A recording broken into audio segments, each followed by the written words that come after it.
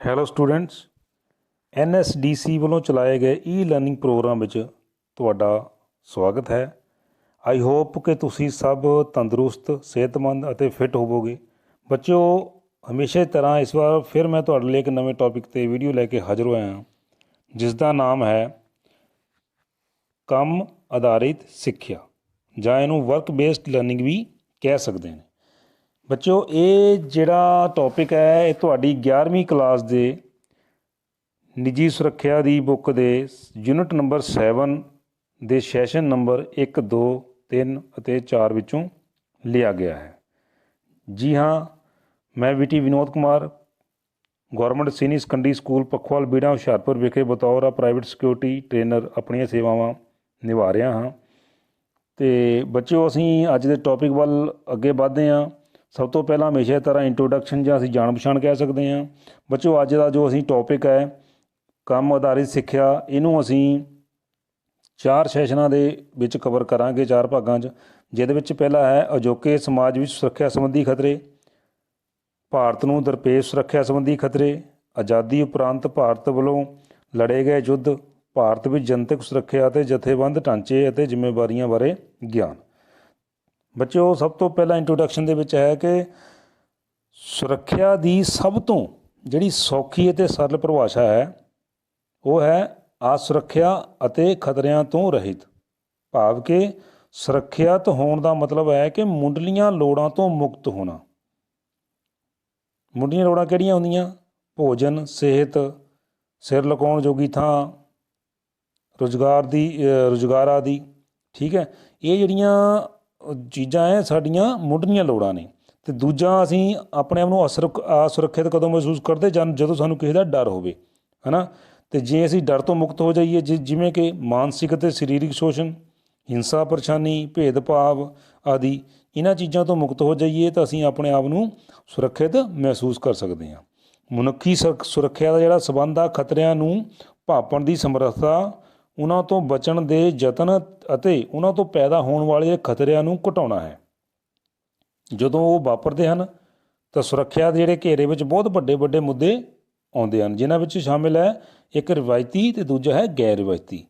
ਹੁਣ 1994 ਵਿੱਚ ਜਿਹੜੀ ਮਨੁੱਖੀ ਵਿਕਾਸ ਰਿਪੋਰਟ ਹੈ, ਉਸਨੇ ਮਨੁੱਖੀ ਸੁਰੱਖਿਆ ਦੀ ਪਰਿਭਾਸ਼ਾ ਜਿਹੜੀ ਆ ਉਹਦੇ ਵਿੱਚ ਇਹ ਦੱਸਿਆ ਸੀ ਕਿ ਪੁਰਾਣੇ ਅਤੇ ਨਾ ਟਾਲੇ ਜਾਣ ਵਾਲੇ ਖਤਰਿਆਂ ਤੋਂ ਸੁਰੱਖਿਆ ਅਤੇ ਅਚਾਨਕ ਵਾਪਰਨ ਵਾਲੇ ਹਾਦਸਿਆਂ, ਜਿਨ੍ਹਾਂ ਤੋਂ ਜ਼ਿੰਦਗੀ ਦਾ ਢਾਂਚਾ ਹਿੱਲ ਜਾਂਦਾ ਹੈ, ਤੋਂ ਬਚਾਵ ਦੇ ਰੂਪ ਵਿੱਚ ਕੀਤੀ ਗਈ ਹੈ। ਕਹਿਣ ਦਾ ਮਤਲਬ ਕੀ ਆ?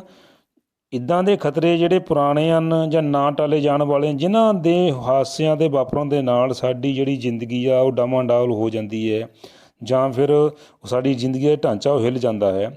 ਅਤੇ ਉਹਨਾਂ ਮਤਲਬ ਖਤਰਿਆਂ ਦੀ ਜਿਹੜੀ ਉਹਨੀ ਇਹਦੇ ਨਾਲ ਕੀ ਹੈ, ਇਸ ਰੂਪ ਵਿੱਚ ਇਹਨਾਂ ਦਾ ਜਿਹੜਾ ਬਚਾਅ ਕਰਨਾ, ਉਸ ਰੂਪ ਵਿੱਚ ਸੁਰੱਖਿਆ ਦੀ ਪਰਿਭਾਸ਼ਾ ਦਿੱਤੀ ਗਈ ਹੈ ਵੀ ਇਹਨਾਂ ਤੋਂ ਬਚ ਜਾਈਏ ਸੁਰੱਖਿਆ ਦੇ ਰੂਪ ਵਿੱਚ, ਬਚਾਅ ਦੇ ਤੌਰ 'ਤੇ, ਤਾਂ ਫਿਰ ਅਸੀਂ ਆਪਣੇ ਆਪ ਨੂੰ ਸੁਰੱਖਿਅਤ ਸਮਝਾਂਗੇ।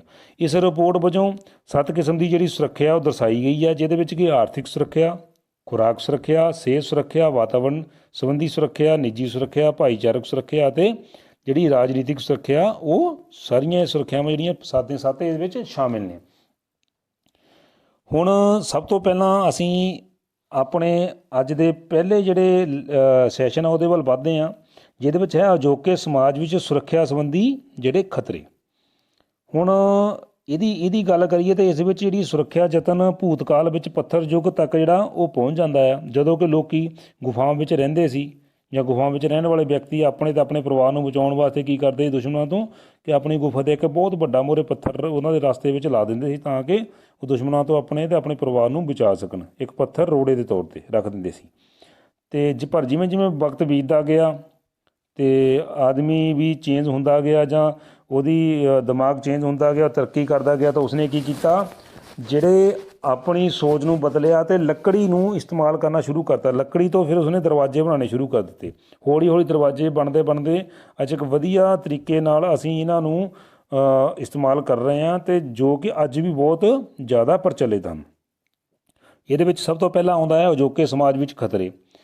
ਅਤੇ ਜੇ ਇਸ ਦੀ ਗੱਲ ਕਰੀਏ ਤਾਂ ਭਾਰਤ ਵਿੱਚ ਉਦਯੋਗੀਕਰਨ ਨੇ ਮਜ਼ਦੂਰਾਂ ਅਤੇ ਹੋਰਨਾਂ ਦੀ ਗਤੀਸ਼ੀਲਤਾ ਦੀ ਲਹਿਰ ਸ਼ਹਿਰ ਵਿੱਚ ਵੇਖੀ ਗਈ, ਕਿ ਜਦੋਂ ਭਾਰਤ ਵਿੱਚ ਉਦਯੋਗੀਕਰਨ ਹੋਇਆ ਤੇ ਉਸ ਟਾਈਮ ਤੇ ਮਜ਼ਦੂਰਾਂ ਤੇ ਹੋਰਾਂ ਲੋਕਾਂ ਦੀ ਜਿਹੜੀ ਗਤੀਸ਼ੀਲਤਾ ਉਹ ਮਤਲਬ ਸ਼ਹਿਰ ਵਿੱਚ ਲੋਕਾਂ ਨੇ ਸ਼ਹਿਰ ਦਾ ਰੁੱਖ ਜ਼ਿਆਦਾ ਕਰ ਲਿਆ, ਜਦ ਕਿ ਉੱਥੇ ਆ ਕੇ ਲੋਕੀ ਛੋਟੀ ਛੋਟੀਆਂ ਕਲੋਨੀਆਂ ਤੇ ਬਸਤੀਆਂ ਵਿੱਚ ਰਹਿਣ ਲੱਗੇ, ਜਿਹਦੇ ਨਾਲ ਕੀ ਜੁਰਮ ਵੀ ਵਧਣ ਲੱਗ ਪਿਆ।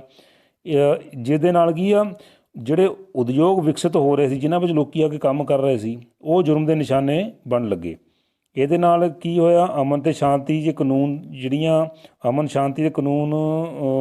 ਦੀਆਂ ਸਮੱਸਿਆਵਾਂ ਨੂੰ ਨਜਿੱਠਣ ਵਾਸਤੇ ਜਿਹੜੀਆਂ ਸੰਸਥਾਵਾਂ ਬਣਾਈਆਂ ਗਈਆਂ ਆ, ਉਹਨਾਂ ਦੀ ਜ਼ਿੰਮੇਵਾਰੀ ਵਧਣ ਲੱਗੀ। ਅਤੇ ਫਿਰ ਕੀ ਹੋਇਆ, ਅਮਨ ਅਤੇ ਕਾਨੂੰਨ ਦੀ ਜਿਹੜੀ ਹਾਲਤ ਆ ਉਹ ਬੱਤਰ ਹੋ ਜਾਣ ਕਰਕੇ ਇਹ ਸਰਕਾਰ ਲਈ ਇੱਕ ਬੋਝ ਜਿਹਾ ਬਣ ਗਿਆ। ਤਾਂ ਫਿਰ ਉਸ ਸਮੇਂ ਕੀ ਕੀਤਾ ਗਿਆ, ਉਦਯੋਗ ਨੂੰ ਸੁਰੱਖਿਆ ਪ੍ਰਦਾਨ ਕਰਨ ਲਈ ਨਿੱਜੀ ਸੁਰੱਖਿਆ ਦੀ ਜ਼ਰੂਰਤ ਪੈਣ ਲੱਗੀ, ਜਾਂ ਨਿੱਜੀ ਸੁਰੱਖਿਆ ਦਾ ਕਹਿ ਲਓ ਕਿ ਜਨਮ ਹੋਣ ਲੱਗਾ। ਪਰ ਜੇ ਅਸੀਂ ਇਤਿਹਾਸ ਵੱਲ ਜਾਈਏ ਤਾਂ ਦੇਖਿਆ ਜਾਵੇ ਇਤਿਹਾਸ ਵਿੱਚ ਜਾ ਕੇ ਤਾਂ 1700 ਈਸਾ ਪੂਰਵ ਸਭ ਤੋਂ ਪਹਿਲੀ ਜਿਹੜੀ ਕਾਨੂੰਨੀ ਸੰਸਥਾ ਹੋਂਦ ਵਿੱਚ ਆਈ ਸੀ, ਜਿਸ ਨੇ ਵਪਾਰ, ਵਣਜ ਅਤੇ ਖੇਤੀ ਅਤੇ ਹੋਰ ਕਿੱਤਿਆਂ ਸੰਬੰਧੀ ਕਾਨੂੰਨ ਬਣਾਏ ਸੀ ਅਤੇ ਇਹਨਾਂ ਦਾ ਉਚਿਤ ਪ੍ਰਬੰਧ ਕੀਤਾ ਸੀ। ਇਹ ਕਾਨੂੰਨੀ ਸੰਸਥਾ ਜਿਹੜੀ ਸੀ ਉਹ ਕਿਹਨਾਂ ਦੀ ਸੀ, ਯੂਨਾਨੀਆਂ ਨੇ ਤਿਆਰ ਕੀਤੀ ਸੀ, ਜਿਹਦੇ ਵਿੱਚ ਕੀ ਆ, ਜਾਨ ਮਾਲ ਦੀ ਰਾਖੀ ਕਰਨ ਲਈ ਬਕਾਇਦਾ ਇੱਕ ਸੁਰੱਖਿਆ ਫੌਜ ਜਿਹੜੀ ਆ ਉਹ ਤਿਆਰ ਕੀਤੀ ਗਈ ਸੀ ਉਸ ਟਾਈਮ 'ਤੇ। ਪਰ 19ਵੀਂ ਅਤੇ 20ਵੀਂ ਸਦੀ ਵਿੱਚ ਕਿ ਸੁਰੱਖਿਆ ਦਾ ਵਪਾਰੀਕਰਨ ਹੋ ਗਿਆ। ਇਹਦੇ ਨਾਲ ਕੀ ਹੋਇਆ, ਨਿੱਜੀ ਸੁਰੱਖਿਆ ਨੂੰ ਬਲ ਮਿਲਿਆ ਅਤੇ 20ਵੀਂ ਸਦੀ ਦੇ ਅੱਧ ਵਿੱਚ ਜਿਹੜੀ ਨਿੱਜੀ ਸੁਰੱਖਿਆ ਸੇਵਾਵਾਂ ਦੀ ਗੁਣਵੱਤਾ ਵਿੱਚ ਕਾਫੀ ਸੁਧਾਰ ਦੇਖਣ ਨੂੰ ਮਿਲਿਆ। ਅਤੇ ਲਾਸਟ ਵਿੱਚ 2005 ਵਿੱਚ ਭਾਰਤ ਸਰਕਾਰ ਨੇ ਨਿੱਜੀ ਸੁਰੱਖਿਆ ਏਜੰਸੀਆਂ ਰੈਗੂਲੇਸ਼ਨ ਐਕਟ ਬਣਾਇਆ ਅਤੇ ਇਸ ਐਕਟ ਦਾ ਜਿਹੜਾ ਮਕਸਦ ਹੈ ਨਿੱਜੀ ਸੁਰੱਖਿਆ ਸੇਵਾਵਾਂ ਨੂੰ ਸੇਧ ਪ੍ਰਦਾਨ ਕਰਨਾ ਸੀ ਉਸ ਟਾਈਮ 'ਤੇ। ਹੁਣ 20ਵੀਂ ਸਦੀ ਵਿੱਚ ਵਿਗਿਆਨ ਅਤੇ ਤੈਕਨੋਲੋਜੀ ਵਿੱਚ ਬਹੁਤ ਤਰੱਕੀ ਹੋਈ ਹੈ ਅਤੇ ਲੋਕਾਂ ਦਾ ਜਿਹੜਾ ਜੀਵਨ ਪੱਧਰ ਵੀ ਹੈ ਉਹ ਜ਼ਿਕਰਯੋਗ ਵਾਧਾ ਹੋਇਆ ਹੈ। ਪਰੰਤੂ ਇਹਦੇ ਨਾਲ ਕੀ ਹੋਇਆ, ਸਾਨੂੰ ਤਕਨੀਕੀ ਵਿਗਿਆਨ ਅਤੇ ਦੁਰਘਟਨਾਵਾਂ ਦਾ ਵੀ ਸ਼ਿਕਾਰ ਬਣਨਾ ਪੈਂਦਾ ਹੈ, ਜਾਂ ਸਾਨੂੰ ਇਹਦਾ ਸ਼ਿਕਾਰ ਬਣਾ ਦਿੱਤਾ ਹੈ। ਇਸ ਤੋਂ ਵੀ ਵੱਧ ਕਈ ਪ੍ਰਕਾਰ ਦੇ ਖਤਰਿਆਂ ਵਿੱਚ ਜਿਹੜਾ ਉਹ ਵਾਧਾ ਹੋਇਆ, ਬੇਅੰਤ ਖਤਰੇ ਹੋ ਗਏ ਜਿਹਨਾਂ 'ਚ ਵਾਧਾ ਹੋਇਆ। ਪਰ ਆਓ ਅਸੀਂ ਕੁਝ ਖਤਰਿਆਂ ਦੀਆਂ ਕਿਸਮਾਂ ਬਾਰੇ ਹੁਣ ਚਰਚਾ ਕਰਦੇ ਹਾਂ। ਇਸ ਤੋਂ ਪਹਿਲਾਂ ਇਹਦੇ ਵਿੱਚ ਸਭ ਤੋਂ ਪਹਿਲਾਂ ਤਾਂ ਮਨੁੱਖੀ ਸੁਰੱਖਿਆ ਨੂੰ ਖਤਰਿਆਂ ਦੀਆਂ ਜਿਹੜੀਆਂ ਕਿਸਮਾਂ ਉਹਦੀ ਗੱਲ ਕਰੀਏ ਤਾਂ ਅਸੀਂ ਸਿੱਖਿਆ ਪਿੱਛੇ ਕਿ ਮਨੁੱਖੀ ਜਿਹੜੀ ਸੁਰੱਖਿਆ ਵਿੱਚ ਕਈ ਪ੍ਰਕਾਰ ਦੇ ਖਤਰੇ ਆਉਂਦੇ ਹਨ, ਜੋ ਫੌਜ ਜਾਂ ਰਵਾਇਤੀ ਸੁਰੱਖਿਆ ਤੋਂ ਵੀ ਬਾਹਰਲੇ ਰੂਪ ਵਿੱਚ ਹੁੰਦੇ ਹਨ, ਅਤੇ ਇਹਨਾਂ ਵਿੱਚ ਸਮਾਜਿਕ ਅਤੇ ਆਰਥਿਕ ਖਤਰੇ ਵੀ ਜਿਹੜੇ ਸ਼ਾਮਿਲ ਹਨ। ਅਗਰ ਆਪਾਂ ਕੁਝ ਖਤਰਿਆਂ ਦੀ ਸੂਚੀ ਵੱਲ ਨਜ਼ਰ ਮਾਰੀਏ ਤਾਂ ਇਹਨਾਂ ਦੀ ਜਿਹੜੀ ਵੰਡ ਅਸੀਂ ਕੁਦਰਤੀ ਖਤਰੇ, ਟੈਕਨੋਲੋਜੀ ਤੋਂ ਹੋਣ ਵਾਲੇ ਖਤਰੇ ਅਤੇ ਮਨੁੱਖ ਵੱਲੋਂ ਆਪ ਸਹੇੜੇ ਗਏ ਜਾਂ ਮਨੁੱਖ ਵੱਲੋਂ ਮਤਲਬ ਆਪਣੇ ਆਪ ਅਪਣਾਏ ਗਏ ਖਤਰਿਆਂ ਵਜੋਂ ਵੀ ਅਸੀਂ ਕਹਿ ਸਕਦੇ ਹਾਂ, ਮਨੁੱਖ ਵੱਲੋਂ ਸਹੇੜੇ ਗਏ ਖਤਰਿਆਂ ਨਾਲ। ਅਤੇ ਇਹਦੇ ਵਿੱਚ ਸਭ ਤੋਂ ਪਹਿਲਾਂ ਆਉਂਦਾ ਕੁਦਰਤੀ ਖਤਰੇ, ਜਿਹੜੇ ਨੇਚਰਲੀ, ਜਿਹਨੂੰ ਅਸੀਂ ਕਹਿੰਦੇ ਨੇਚਰਲ, ਹੈ ਨਾ। ਕੁਦਰਤੀ ਖਤਰਿਆਂ ਵਿੱਚ ਕੀ ਆ ਕਿ ਜਿੱਦਾਂ ਹੜ੍ਹ ਦਾ ਆਉਣਾ, ਜਿਹੜਾ ਕੁਦਰਤ ਤੌਰ 'ਤੇ ਹੁੰਦੀ ਆ, ਹੜ੍ਹ, ਬਵੰਡਰ, ਸੁਨਾਮੀ, ਭੂਚਾਲ, ਹੈ ਨਾ, ਅਸਮਾਨੀ ਬਿਜਲੀ ਡਿੱਗਣਾ ਅਤੇ ਸਮੁੰਦਰੀਆਂ ਲਹਿਰਾਂ ਦਾ ਬਹੁਤ ਉੱਚਾ ਉੱਠਣਾ, ਇਸ ਤਰ੍ਹਾਂ ਦੀ ਜਿਹਨਾਂ ਤਬਾਹੀ ਹੋ ਸਕੇ, ਹੈ ਨਾ। ਅਤੇ ਇਹ ਜਿਹੜੇ ਖਤਰੇ ਆ ਇਹਨੂੰ ਕੁਦਰਤੀ ਖਤਰਿਆਂ ਦੇ ਨਾਂ ਨਾਲ ਜਾਣਿਆ ਜਾਂਦਾ ਹੈ। ਇਸ ਤੋਂ ਬਾਅਦ ਉਹਨਾਂ ਤਕਨੀਕ ਆਧਾਰ 'ਤੇ ਜਿਹੜੇ ਹੋਣ ਵਾਲੇ ਖਤਰੇ ਆ, ਜਾਂ ਇਹਨੂੰ ਅਸੀਂ ਕਹਿ ਦਿੰਦੇ ਹਾਂ ਤਕਨੀਕੀ ਆਧਾਰ ਵਾਲੇ ਖਤਰੇ। ਇਹਦੇ ਵਿੱਚ ਆ ਜਾਂਦਾ ਆ ਅਤੇ ਬਿਜਲੀ ਦੇ ਜਿਹੜੇ ਸ਼ਾਰਟ ਸਰਕਟ ਨਾ ਹੋਣ ਕਾਰਨ ਜਿਹੜੀ ਅੱਗ ਲੱਗ ਜਾਂਦੀ ਹੈ, ਜਾਂ ਹੋਰ ਕਾਰਨਾਂ ਕਰਕੇ, ਜਾਂ ਗੈਸ ਦੇ ਲੀਕ ਹੋਣ ਜਾਣ ਕਾਰਨ, ਜਾਂ ਪੈਟਰੋਲ ਪਦਾਰਥਾਂ ਦੇ ਨਾਲ ਜਿਹੜੀ ਅੱਗ ਲੱਗਣ ਨਾਲ ਹੋਣ ਵਾਲੇ ਜਿਹੜੇ ਖਤਰੇ ਆ, ਉਹ ਇਹ ਤਕਨੀਕ ਵਾਲੇ ਖਤਰਿਆਂ ਵਿੱਚ ਸ਼ਾਮਿਲ ਹੈ। ਰਸਾਇਣਿਕ ਜਾਂ ਜ਼ਹਿਰੀਲੀਆਂ ਗੈਸਾਂ ਦਾ ਲੀਕ ਹੋਣਾ ਉਹ ਵੀ ਇਹਨਾਂ 'ਚ ਸ਼ਾਮਿਲ ਹੈ। ਨੁਕਸਾਨ, ਜਿਹੜੀ ਨੁਕਸਦਾਰ ਕਈ ਵਾਰ ਸੇਫਟੀ ਵਾਲਵ ਹੁੰਦੇ ਆ, ਤੁਸੀਂ ਦੇਖਿਆ ਹੋਣਾ ਬੜੇ ਕੰਪਨੀਆਂ 'ਚ, ਬੜੇ ਫੈਕਟਰੀਆਂ ਬੋਇਲਰ ਲੱਗੇ ਹੁੰਦੇ ਆ ਭੱਠੀਆਂ ਵਾਲੇ, ਅਗਰ ਉਸ ਵਿੱਚ ਉਹਦਾ ਸੇਫਟੀ ਵਾਲਵ ਵਿੱਚ ਨੁਕਸਦਾਰ ਹੋਵੇ ਤਾਂ ਉਹ ਫਟ ਜਾਣ ਦੇ ਨਾਲ ਜਿਹੜੇ ਖਤਰੇ ਹੁੰਦੇ ਆ ਉਹਨੂੰ ਵੀ ਤਕਨੀਕੀ ਖਤਰਿਆਂ ਦੇ ਵਿੱਚ ਅਸੀਂ ਸ਼ਾਮਿਲ ਕਰਦੇ ਹਾਂ। ਇਹ ਤੋਂ ਬਾਅਦ ਪੈਟਰੋ ਰਸਾਇਣਿਕ ਪਦਾਰਥਾਂ ਵਾਲੇ ਪਾਈਪ ਦਾ ਜਾਂ ਫਟ ਜਾਣਾ, ਠੀਕ ਹੈ। ਅਤੇ ਇਸ ਤਰ੍ਹਾਂ ਦੇ ਜਿਹੜੇ ਖਤਰੇ ਆ ਸਾਰੇ ਇਹਦੇ ਵਿੱਚ ਸ਼ਾਮਿਲ ਨੇ। ਇਸ ਤੋਂ ਬਾਅਦ ਤੀਜੇ ਨੰਬਰ 'ਤੇ ਆਉਂਦਾ ਮਨੁੱਖ ਵੱਲੋਂ ਸਹੇੜੇ ਗਈਆਂ ਮੁਸੀਬਤਾਂ ਜਾਂ ਖਤਰੇ, ਜਿਹਨੂੰ ਅਸੀਂ ਮੈਨ ਮੇਡ ਕਹਿ ਦਿੰਦੇ ਹਾਂ, ਮਤਲਬ ਆਪਣੇ ਵੱਲੋਂ। ਇਹਦੇ ਵਿੱਚ ਸਭ ਤੋਂ ਪਹਿਲਾਂ ਆਉਂਦਾ ਆਰਥਿਕ ਸੁਰੱਖਿਆ। ਇਹ ਜਿਹੜੀ ਆ ਇਹ ਉਤਪਾਦਨ ਨਾਲ ਸੰਬੰਧਿਤ ਅਤੇ ਤਨਖਾਹਾਂ ਦੇ ਆਧਾਰ 'ਤੇ ਆਧਾਰਿਤ ਰੋਜ਼ਗਾਰ ਜਾਂ ਜਨਤਕ ਵਿੱਤੀ ਸੁਰੱਖਿਆ ਹੈ। ਨੋਟਾਂ ਦੀ ਸੁਰੱਖਿਆ ਹੈ। ਨੋਟਾਂ ਦੀ ਕਮੀ ਕਰਕੇ ਇਹ ਕੀ ਹੈ, ਨੋਟਾਂ ਦੀ ਕਮੀ ਕਰਕੇ ਹੁੰਦੇ ਨੇ, ਠੀਕ ਹੈ। ਦੂਜੇ ਨੰਬਰ 'ਤੇ ਆ ਗਿਆ ਖੁਰਾਕ ਸੰਬੰਧੀ ਸੁਰੱਖਿਆ। ਇਹ ਖਤਰੇ ਖੁਰਾਕ ਸੰਬੰਧੀ ਸਹੂਲਤਾਂ ਵਿੱਚ ਜਿਹੜੀ ਆ ਕਮੀ ਹੋਣ ਕਰਕੇ ਹੁੰਦੇ ਨੇ, ਜਿਨ੍ਹਾਂ ਵਿੱਚ ਸ਼ਾਮਿਲ ਕੀ ਆ, ਮੌਜੂਦਾ ਜਿਹੜੇ ਸਾਡੇ ਕੋਲ ਖੁਰਾਕ ਦੇ ਭੰਡਾਰ ਆ ਉਹਨਾਂ ਦਾ ਉਚਿਤ ਅੰਦਾਜ਼ਾ ਸਾਨੂੰ ਨਹੀਂ ਹੋਣਾ, ਜਾਂ ਫਿਰ ਠੀਕ ਤਰ੍ਹਾਂ ਉਹਦਾ ਮੁਲਾਂਕਣ ਜਾਂ ਉਹਦੀ ਰਿਕਾਰਡ ਨਾ ਰੱਖਣਾ, ਹੈ ਨਾ, ਕੰਮ 'ਤੇ ਪੱਕੀ ਆਮਦਨੀ ਨਾ ਹੋਣਾ, ਇਹ ਸਾਰੀਆਂ ਖੁਰਾਕ ਸੰਬੰਧੀ ਆਸ ਸੁਰੱਖਿਆ ਦੇ ਵਿੱਚ ਸ਼ਾਮਿਲ ਹੈ। ਉਸ ਤੋਂ ਗਾਹਾਂ ਆ ਜਾਂਦਾ ਸਿਹਤ ਸੰਬੰਧੀ ਸੁਰੱਖਿਆ। ਇਹਦੇ ਵਿੱਚ ਕੀ ਹੈ, ਬਿਮਾਰੀਆਂ ਤੋਂ ਛੂਤ-ਛਾਤ ਅਤੇ ਕੀਟਾਣੂਆਂ ਵਾਲੀਆਂ ਜਿਹੜੀ ਬਿਮਾਰੀਆਂ ਤੋਂ ਸੁਰੱਖਿਅਤ ਸੁਰੱਖਿਅਤ ਪਾਣੀ ਦੀ ਕਮੀ, ਹਵਾ ਦਾ ਪ੍ਰਦੂਸ਼ਣ ਅਤੇ ਸਿਹਤ ਸੰਭਾਲ ਸੰਬੰਧੀ ਜਿਹੜੀ ਸਹੂਲਤਾਂ ਦੇ ਜਿਹੜੇ ਮੁਲਾਂਕਣ ਵਿੱਚ ਕਮੀ ਜਿਹੜੀ ਇਹਦੇ ਵਿੱਚ ਸ਼ਾਮਿਲ ਹੈ। ਅਤੇ ਉਸ ਤੋਂ ਬਾਅਦ ਵਿੱਚ ਆ ਗਿਆ ਹੁਣ ਵਾਤਾਵਰਣ ਸੰਬੰਧੀ ਸੁਰੱਖਿਆ। ਇਹ ਪਾਣੀ ਦੀ ਲਗਾਤਾਰ ਵੱਧ ਰਹੀ ਘਾਟ ਤੋਂ ਪਾਣੀ ਦਾ ਪ੍ਰਦੂਸ਼ਣ, ਸਿੰਚਾਈਯੋਗ ਜ਼ਮੀਨ ਜਿਹੜੀ ਨਾ ਰਹਿਣਾ, ਹੈ ਨਾ, ਉਹ 'ਚ ਕਮੀ, ਜੰਗਲਾਂ ਦੀ ਜਿਹੜੀ ਘਾਟ ਆ, ਜਾਂ ਫਿਰ ਦਰੱਖਤਾਂ ਦੀ ਬੇਰਹਿਮੀ ਨਾਲ ਕਟਾਈ ਕਰੀ ਜਾਂਦੇ ਅਸੀਂ, ਮਾਰੂਥਲ ਦਾ ਬਣਨਾ, ਹਵਾ ਦਾ ਪ੍ਰਦੂਸ਼ਣ ਜਿਹੜਾ ਜੋ ਅਸੀਂ ਰੋਜ਼ਮर्रा ਜ਼ਿੰਦਗੀ ਵਿੱਚ ਕਰ ਹੀ ਰਹੇ ਹਾਂ। ਇਹ ਕੁਦਰਤੀ ਜਿਹੜੀ ਆਫਤਾਂ ਕਰਕੇ ਵੀ ਹੋਣ ਵਾਲੇ ਜਿਹੜੇ ਖਤਰੇ ਆ ਉਹ ਵੀ ਵਾਤਾਵਰਣ ਸੰਬੰਧੀ ਸੁਰੱਖਿਆ ਵਿੱਚ ਆ ਜਾਂਦੇ ਨੇ। ਉਸ ਤੋਂ ਗਾਹਾਂ ਗੱਲ ਕਰੀਏ ਸਮੁਦਾਇਕ ਜਾਂ ਭਾਈਚਾਰੇ ਦੀ ਸੁਰੱਖਿਆ। ਜਦੋਂ ਕੋਈ ਪਰਿਵਾਰ ਟੁੱਟਦਾ ਤਾਂ ਭਾਈਚਾਰੇ ਨੂੰ ਜਿਹੜੀ ਉਹ ਠੇਸ ਪਹੁੰਚਦੀ ਹੈ, ਜਿੱਥੇ ਕੀ ਆ ਰਵਾਇਤੀ ਭਾਸ਼ਾਵਾਂ ਅਤੇ ਸੱਭਿਆਚਾਰਾਂ ਦਾ ਜਿਹੜਾ ਖਾਤਮਾ ਉਹ ਹੋ ਜਾਂਦਾ ਹੈ। ਪੁਰਾਣੇ ਭਾਈਚਾਰੇ ਨਾਲ ਭੇਦਭਾਵ, ਕਤਲੇਆਮ ਕਰਨਾ ਜਾਂ ਮਨੁੱਖੀ ਘਾਤ ਕਰਨਾ ਆਦਿ ਜਿਹੜੇ ਜਿਨ੍ਹਾਂ ਨਾਲ ਸਮਾਜ ਬੁਰੀ ਤਰ੍ਹਾਂ ਹਲੂਣਿਆ ਜਾਂਦਾ ਹੈ, ਇਹ ਜਿਹੜੇ ਖਤਰੇ ਸਾਰੇ ਨੇ ਇਹ ਮਤਲਬ ਸਮੁਦਾਇਕ ਭਾਈਚਾਰੇ ਦੀ ਸੁਰੱਖਿਆ ਵਿੱਚ ਸ਼ਾਮਿਲ ਨੇ। ਇਸ ਤੋਂ ਗਾਹਾਂ ਆ ਜਾਂਦਾ ਰਾਜਨੀਤਿਕ ਸੁਰੱਖਿਆ। ਰਾਜਨੀਤਿਕ ਸੁਰੱਖਿਆ ਸਰਕਾਰ ਦੇ ਦਮਨ ਕਰਨ ਨਾਲ ਜਾਂ ਫਿਰ ਕਾਨੂੰਨਾਂ ਦੀ ਦੁਰਵਰਤੋਂ ਕਰਨ ਦੇ ਨਾਲ ਹੁੰਦੀ ਹੈ, ਜਦੋਂ ਕਿ ਮਨੁੱਖੀ ਅਧਿਕਾਰਾਂ ਨੂੰ ਮੁੱਖੀ ਜਿਹੜੇ ਅਧਿਕਾਰ ਆ ਉਹਨਾਂ ਦੀ ਉਲੰਘਣਾ ਕਰਨ ਦੇ ਨਾਲ ਇਹ ਜਿਹੜੀ ਆ ਰਾਜਨੀਤਿਕ ਸੁਰੱਖਿਆ ਹੋ ਸਕਦੀ ਹੈ। ਠੀਕ ਹੈ। ਇਸ ਤੋਂ ਬਾਅਦ ਵਿੱਚ ਆ ਜਾਂਦਾ ਨਿੱਜੀ ਸੁਰੱਖਿਆ। ਨਿੱਜੀ ਸੁਰੱਖਿਆ ਕੀ ਆ, ਮਨੁੱਖ ਵੱਲੋਂ ਕੀਤੇ ਗਏ ਜਿਹੜੇ ਜੁਰਮਾਂ ਕਰਕੇ ਹੋ ਸਕਦੀ, ਜਿਹਨੂੰ ਕਿ ਅਸੀਂ ਦੋ ਸ਼੍ਰੇਣੀਆਂ ਵਿੱਚ ਵੰਡ ਸਕਦੇ ਹਾਂ। ਇੱਕ ਤਾਂ ਪਹਿਲਾਂ ਘਰੇਲੂ ਅਤੇ ਦੂਜਾ ਘਰੇਲੂ ਰਹਿਤ। ਹੁਣ ਘਰੇਲੂ ਦੇ ਵਿੱਚ ਕੀ ਆਉਂਦਾ, ਇਹ ਜਿਹੜੇ ਜੁਰਮ ਆ ਹਿੰਸਕ ਜੁਰਮ ਦਾ ਜਿਹੜਾ ਉਹ ਰੂਪ ਮੰਨਿਆ ਜਾਂਦਾ, ਜਿਹਦੇ ਵਿੱਚ ਕਿ ਇੱਕ ਆਦਮੀ ਦੂਜੇ ਆਦਮੀ ਵਿਰੁੱਧ ਉਸਦੇ ਘਰ ਵਿੱਚ ਹੀ ਹਿੰਸਾਪੂਰਨ ਜਿਹੜੀ ਕਾਰਵਾਈ ਕਰਦਾ ਹੈ, ਉਹ ਹੋ ਗਿਆ ਘਰੇਲੂ, ਮਤਲਬ ਘਰ ਦੇ ਵਿੱਚ ਹੀ ਕਰਦਾ ਹੈ। ਅਤੇ ਦੂਜਾ ਹੁੰਦਾ ਘਰੇਲੂ ਰਹਿਤ, ਜਿਹੜਾ ਘਰ ਤੋਂ ਬਾਹਰ।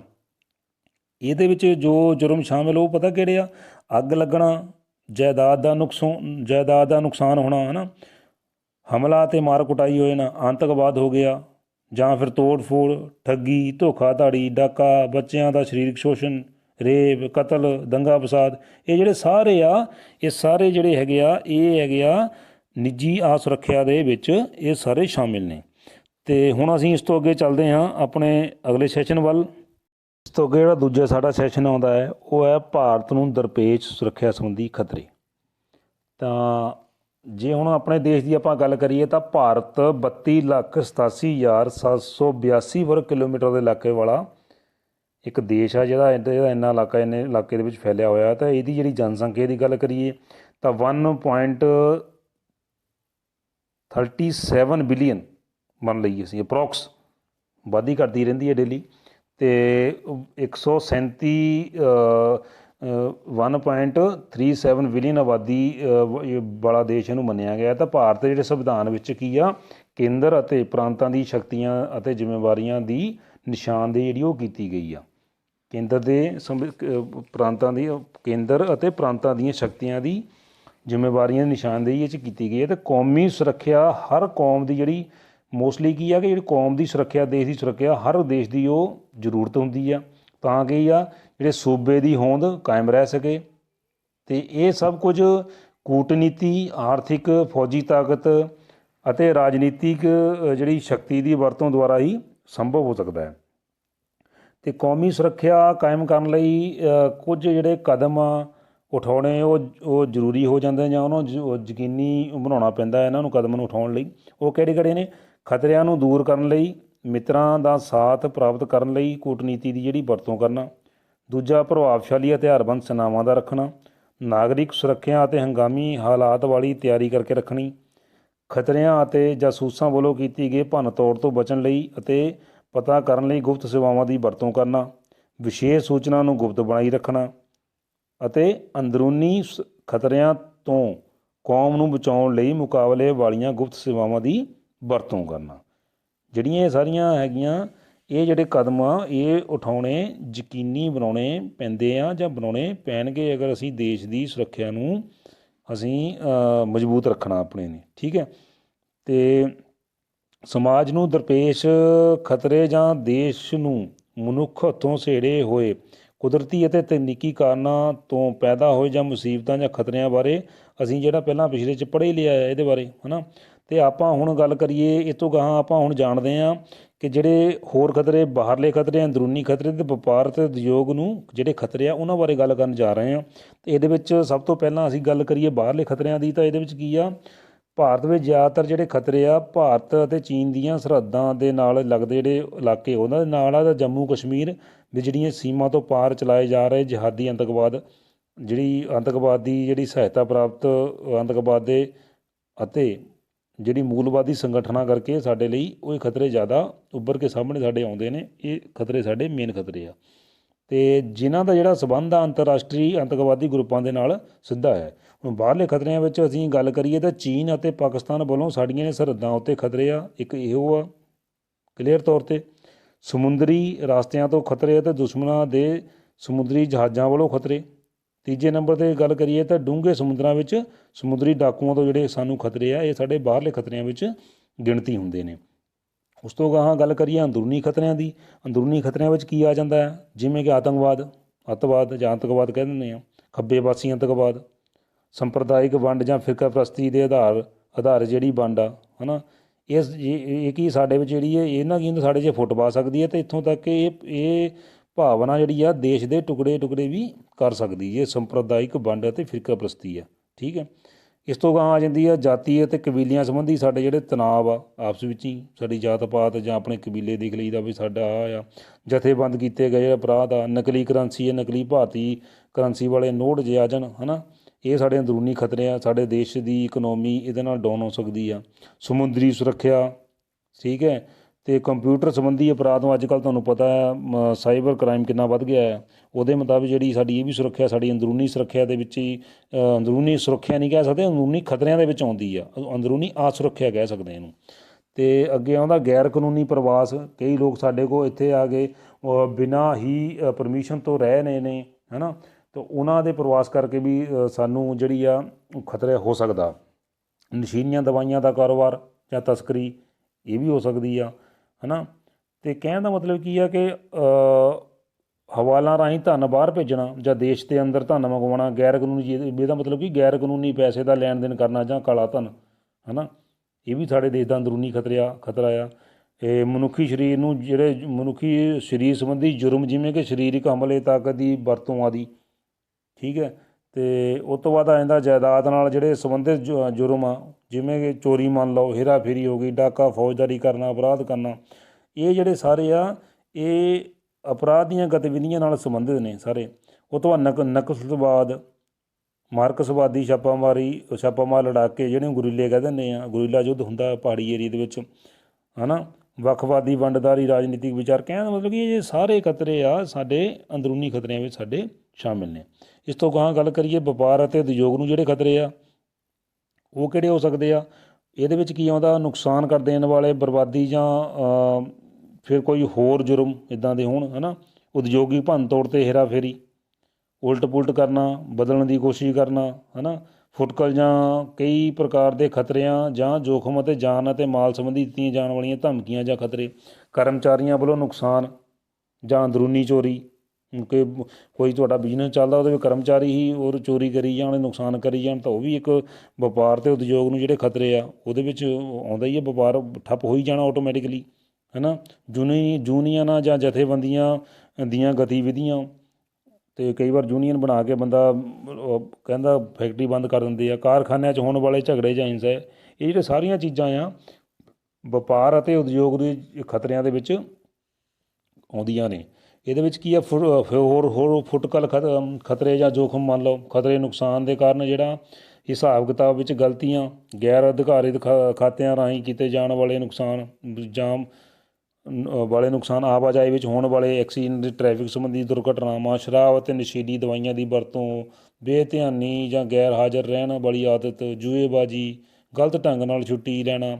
ਇਹ ਜਿਹੜੇ ਸਾਰੇ ਆ ਇਹ ਸਾਡੇ ਖਤਰੇ ਜਿਹੜੇ ਆ ਇਹ ਵਪਾਰ ਅਤੇ ਉਦਯੋਗ ਨੂੰ ਸਾਡੇ ਖਤਰੇ ਆ ਉਹਨਾਂ ਵਿੱਚ ਇਹ ਸ਼ਾਮਿਲ ਹੈ। ਇਸ ਤੋਂ ਅੱਗੇ ਅਸੀਂ ਹੁਣ ਆਪਣੇ ਅਗਲੇ ਸੈਸ਼ਨ ਵੱਲ ਚੱਲਦੇ ਹਾਂ, ਜਿਹਦੇ ਵਿੱਚ ਆਉਂਦਾ ਹੈ ਆਜ਼ਾਦੀ ਉਪਰੰਤ ਭਾਰਤ ਵੱਲੋਂ ਲੜੇ ਗਏ ਯੁੱਧ। 1947 ਵਿੱਚ ਭਾਰਤ ਆਜ਼ਾਦ ਹੋਇਆ। ਜਦੋਂ ਭਾਰਤ ਤੇ ਪਾਕਿਸਤਾਨ ਵੰਡੇ ਗਏ ਤਾਂ 1939 ਵਿੱਚ ਆਜ਼ਾਦੀ ਤੋਂ ਬਾਅਦ ਸਾਡੇ ਦੇਸ਼ ਨੇ ਗੁਆਂਢੀ ਦੇਸ਼ਾਂ ਨਾਲ ਕਈ ਲੜਾਈਆਂ ਲੜੀਆਂ। ਪਾਕਿਸਤਾਨ ਵੱਲੋਂ ਖਤਰਾ ਇੱਕ ਅਲੱਗ ਕਿਸਮ ਦਾ ਖਤਰਾ ਹੈ। ਜਦੋਂ ਤੋਂ ਪਾਕਿਸਤਾਨ ਹੋਂਦ ਵਿੱਚ ਆਇਆ ਉਸ ਵੇਲੇ ਤੋਂ ਹੀ ਇਹ ਖਤਰਾ ਪੈਦਾ ਹੋ ਗਿਆ। ਦੋਵੇਂ ਦੇਸ਼ ਉਸ ਟਾਈਮ 'ਤੇ ਵੈਸੇ ਧਰਮ ਅਤੇ ਸੱਭਿਆਚਾਰਾਂ ਦੀ ਬੁਨਿਆਦਾਂ 'ਤੇ ਹੀ ਵੰਡੇ ਗਏ ਸੀ, ਅਤੇ ਪਾਕਿਸਤਾਨ ਜਿਹੜਾ ਜੰਮੂ ਕਸ਼ਮੀਰ 'ਤੇ ਆਪਣਾ ਹੱਕ ਅੱਜ ਹੁਣ ਵੀ ਜਿਤਾਉਂਦਾ ਰਹਿੰਦਾ ਹੈ। ਅਤੇ 1947 ਦੇ ਅਖੀਰਲੇ ਵਰ੍ਹੇ ਵਿੱਚ ਉਸਨੇ ਇਸ ਦਾ ਆਗਾਜ਼ ਕਬਾਇਲੀ ਲੋਕਾਂ ਤੋਂ ਹਮਲਾ ਕਰਵਾ ਕੇ ਕੀਤਾ ਸੀ। ਅਤੇ ਪਾਕਿਸਤਾਨ ਨੇ ਭਾਰਤ ਤੋਂ ਕੰਟਰੋਲ ਖੋਹ ਲੈਣ ਲਈ ਕਈ ਜਿਹੜੀਆਂ ਲੜਾਈਆਂ ਲੜੀਆਂ। ਹੁਣ ਤੱਕ ਕਈ ਲੁਕਵੀਂ ਛਿਪਵੀਂ ਲੜਾਈ ਵੀ JNK ਵਿੱਚ ਹੁਣ ਵੀ ਚੱਲਦੀ ਰਹਿੰਦੀ ਹੈ। ਅਤੇ ਹੁਣ ਗੱਲ ਕਰੀਏ ਅਗਰ ਪਾਕਿਸਤਾਨ ਨਾਲ ਲੜੀਆਂ ਗਈਆਂ ਸਾਡੀਆਂ ਉਹ 3 ਮਹੱਤਵਪੂਰਨ ਲੜਾਈਆਂ, ਅਤੇ ਚੀਨ ਨਾਲ ਲੜੀ ਗਈ ਸਾਡੀ ਜਿਹੜੀ ਆ ਇੱਕ ਲੜਾਈ ਹੈ, ਜਿਹਨੇ ਕਿ ਸਾਨੂੰ ਤਿਆਰੀ ਕਰਨ ਦੇ ਸੰਬੰਧੀ ਕਈ ਸਬਕ ਸਿਖਾਏ ਸੀ ਉਸ ਟਾਈਮ 'ਤੇ। ਅਤੇ ਹੁਣ ਸਭ ਤੋਂ ਪਹਿਲਾਂ ਅਸੀਂ ਗੱਲ ਕਰਦੇ ਹਾਂ 1947 ਵਿੱਚ ਭਾਰਤ ਪਾਕਿਸਤਾਨ ਦੇ ਯੁੱਧ, ਜਿਹਨੂੰ ਅਸੀਂ ਪਹਿਲਾ ਕਸ਼ਮੀਰੀ ਯੁੱਧ ਵੀ ਕਿਹਾ ਜਾਂਦਾ ਹੈ। ਇਹ ਜਿਹੜਾ ਯੁੱਧ ਆ ਇਹ ਕਬਾਇਲੀ ਤਾਕਤਾਂ ਮਤਲਬ ਪਾਕਿਸਤਾਨ ਦੇ ਜਿਹੜੇ ਕੁਛ ਉੱਧਰਲੇ ਸੀਗੇ ਮੁਜਾਹਿਦੀਨਾਂ ਦੇ ਉੱਤਰੀ ਕਸ਼ਮੀਰ ਤੋਂ ਗੈਰ ਕਾਨੂੰਨੀ ਢੰਗਾਂ ਨਾਲ ਜਿਹੜੇ ਆ ਸਰਹੱਦ ਪਾਰ ਕਰਕੇ ਇੰਡੀਆ ਵਿੱਚ ਦਾਖਲ ਹੋ ਗਏ ਸੀ, ਤਾਂ ਅੱਤਵਾਦੀਆਂ ਵੱਲੋਂ ਇਹ ਲੜਾਈ ਅਕਤੂਬਰ 1947 ਵਿੱਚ ਸ਼ੁਰੂ ਕੀਤੀ ਗਈ ਸੀ।